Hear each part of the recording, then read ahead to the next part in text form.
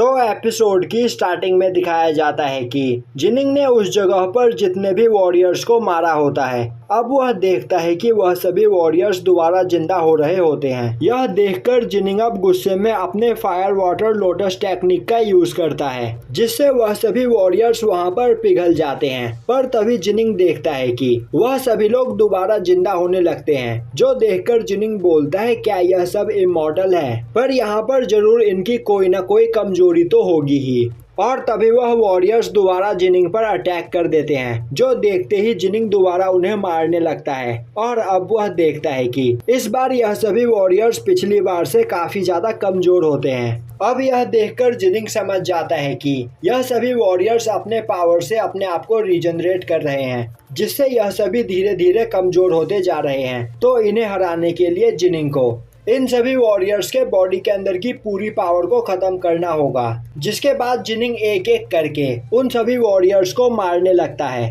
पर उस जगह पर टोटल 81 वॉरियर्स होते हैं, जो मरते के साथ ही दोबारा जिंदा हो जा रहे होते हैं। पर वहां पर जिनिंग बिना रुके उन सभी को मारे ही चला जा रहा होता है। वहीं पर एक जगह से खड़ा होकर वह बीस्ट जिनिंग को फाइट करते हुए देख रहा होता है, और अब वह बोलता है कि यह पर्सन सच में काफी ज्यादा इंटरेस्टिंग है। अब हमें दिखाया जाता है कि अपने मैंसन के अंदर जिनिंग के मॉम और डैड आपस में बात कर रहे होते हैं, और तभी जिनिंग की मॉम बोलती है कि साओ बाई ने यहाँ पर हमें बताया कि जिनिंग ने एक रात के अंदर ही water and fire lotus technique को मास्टर कर लिया। और तो और जिनिंग के पास crimson bright diagram of the 9 heavens भी है। तो अगर जिनिंग उसकी पावर को मास्टर कर ले तो वह हमारी फैमिली का सबसे पावरफुल वॉरियर बन सकता है। तभी जिनिंग का फादर बोलता है तुम हमेशा से ही जिनिंग की काफी ज्यादा चिंता करती आई हो, और इसीलिए तुम्हें लग रहा है कि जिनिंग के लिए इतना ही सब काफी है। पर मैं देख पा रहा हूँ कि जिनिंग अपनी पावर्स को और भी ज्यादा बढ़ा सकता है। उसके पास एक नेचुरल टैलेंट है। जिनिंग काफी ज्यादा पावरफुल बन सकता है, पर उसकी बस एक ही कमजोरी है, वह मेहनत करना नहीं चाहता है। और जिस दिन वह अपनी इस कमजोरी को दूर कर लेगा, वह मुझसे भी ज्यादा पावरफुल बन जाएगा। तभी उस जगह पर साओ बाई भी आ जाता है। अब दिखाया जाता है कि जिनिंग उस केव के अंदर उन सभी वॉरियर्स को मार चुका होता है, और अब उन वॉरियर्स के अंदर इतनी पावर नहीं बची होती है कि वह अपने आप को रिकवर कर सके। वहीं पर उन सभी वॉरियर्स से फाइट करके जिनिंग भी काफी ज्यादा थक चुका होता है, और अब वह बोलने लगता है कि आखिर मैं इस जगह पर क्यों आया, और तो और अभी मुझे यहाँ पर 2 और टेस्ट देने हैं। पता नहीं आखिर वह दोनों टेस्ट कितने ज़्यादा खतरनाक होंगे। जिसके बाद वह एक जगह पर बैठकर अपना खाना खाने लगता है। वहीं एक पत्थर के पीछे से छिपकर वह बीस्ट उसे देख रहा होता है। दूसरी ओर साओ बाई जिनिंग के फादर को उस स्काई स्नेक और सी हुआ के बारे में सब कुछ बताता है। तभी जिनिंग का फादर बोलता है वह वहां पर अपनी मर्जी से नहीं गया, बल्कि जिनिंग की किस्मत में उस जगह पर जाना लिखा हुआ था, और अब या तो उस जगह से जिनिंग बर्बाद होकर वापस लौटेगा या फिर सबसे ज्यादा पावरफुल बनकर। तभी साओ बाई बोलता है मुझे भी जिनिंग पर पूरा यकीन है कि वह वहां से सक्सेसफुल होकर वापस लौटेगा, क्योंकि मैंने उसे अपनी टेक्निक की प्रैक्टिस करते हुए देखा है। उसने बस एक लेक में कुछ कमल के फूलों को देखकर ही उस फायर लोटस टेक्निक को बना लिया था। वह सच में एक जीनियस है। तभी जिनिंग का फादर बोलता है साओ बाई अब टाइम आ चुका है, अब हमें वह करना ही होगा। तभी साओ बाई बोलता है तो यहाँ पर जिनिंग का क्या। तभी जिनिंग का फादर बोलता है उसके बारे में भूल जाओ और यह सोचो कि उसके इस जगह पर आने के बाद क्या होगा। अब यह सुनकर साओ बाई वहाँ पर काफी ज्यादा सीरियस हो जाता है। दूसरी ओर जिनिंग उस केव में बैठा कल्टीवेशन कर रहा होता है, और अब जैसे ही वह अपनी आंख खोलता है अपने सामने उस बीस्ट को बैठा हुआ पाता है। अब उसे देखते ही जिनिंग काफी ज्यादा डर जाता है। तभी वह बीस्ट बोलता है क्या तुम्हें याद है कि तुमने इस केव के एंट्रेंस पर क्या देखा था।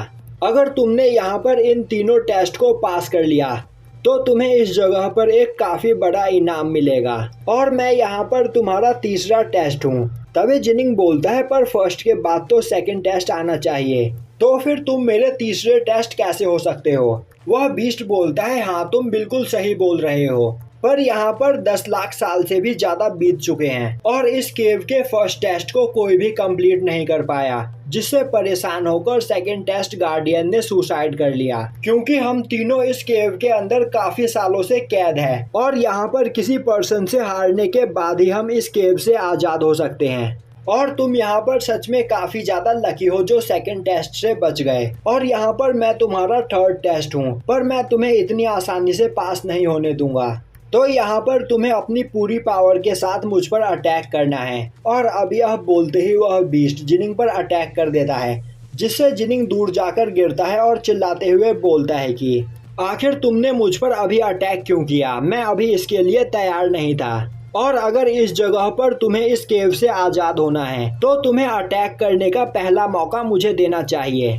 यह सुनकर वह बीस्ट जिनिंग से माफी मांगते हुए बोलता है कि मैं सच में इस केव से आजाद होना चाहता हूँ, पर कई सालों से इस केव के अंदर बंद रहकर मैं टाइम का कॉन्सेप्ट भूल गया हूँ, तो तुम मुझे माफ कर दो। और अब वह जिनिंग से बोलता है चलो फिर ठीक है, मैंने यहाँ पर एक गलती की है, तो मैं तुम्हें यहाँ पर एक चांस देता हूँ। अगर तुमने मुझे यहाँ पर हर्ट कर दिया तो मैं अपनी हार मान लूंगा और तुम पास हो जाओगे।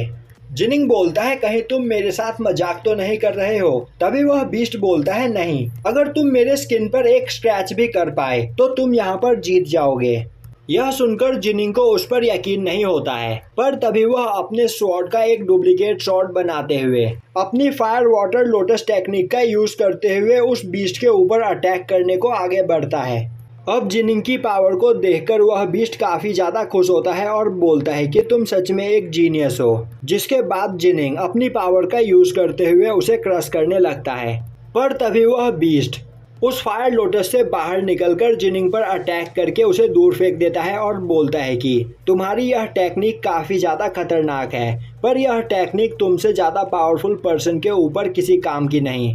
तभी जिनिंग बोलता है अभी यह गेम खत्म नहीं हुआ है, और अब वह अपने दोनों स्वॉर्ड का यूज करते हुए फ्लोट ऑफ वाटर टेक्निक का यूज करते हुए उस बीस्ट की ओर आगे बढ़ता है। अब जिनिंग की इस टेक्निक से वहां पर एक काफी बड़ा ब्लास्ट होता है, जिसे देखकर जिनिंग को लगता है कि वह जीत गया, पर तभी वहां से धूल हटने के बाद वह देखता है कि वह बीस्ट उसी जगह पर वैसे ही खड़ा होता है। अब यह देखते ही जिनिंग गुस्से में अपने स्वॉर्ड को फेंक देता है और बोलता है कि यह तो चीटिंग है, तुम यहाँ पर मुझसे काफी ज्यादा पावरफुल हो और मेरे सबसे खतरनाक टेक्निक का भी तुम पर कोई भी असर नहीं हो रहा है। अब यह सुनते ही वह बीस्ट वहाँ पर रोने लगता है और बोलता है कि तुम एक जीनियस पर्सन हो, पर तुम यहाँ पर ट्राई नहीं कर रहे हो।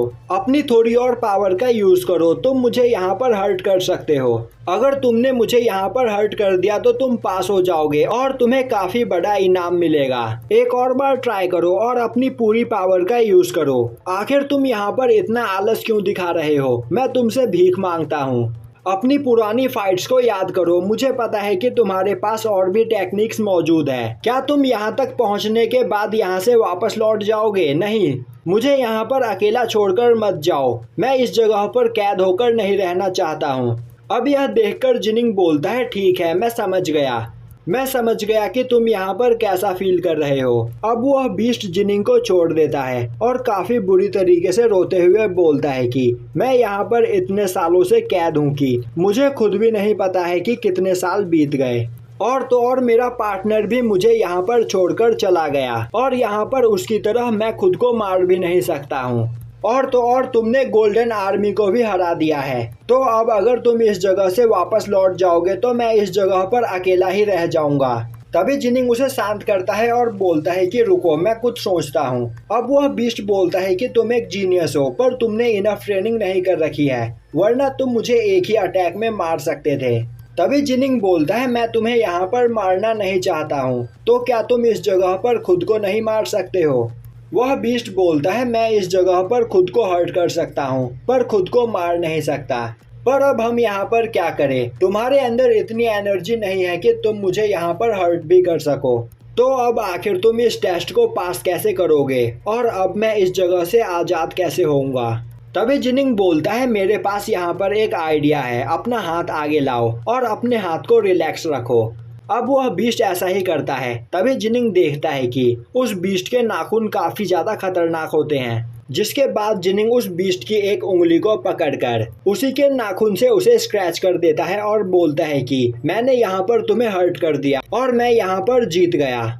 यह देखकर वह बीस्ट बोलता है आखिर तुम यहाँ पर इतने खुश क्यों हो रहे हो। जिनिंग बोलता है मैंने तुम्हें हर्ट कर दिया तो मैंने यहाँ पर तीनों टेस्ट पास कर लिए हैं। तभी वह बीस्ट बोलता है नहीं, यहाँ पर मैंने खुद को हर्ट किया है, वह भी अपने नाखूनों से। जिनिंग बोलता है नहीं, नाखून भले ही तुम्हारे थे पर मैंने तुम्हें हर्ट किया है और तुमने मुझसे कहा था कि मुझे बस तुम्हें एक स्क्रैच देना है जिसके बाद तुम मुझे पास कर दोगे।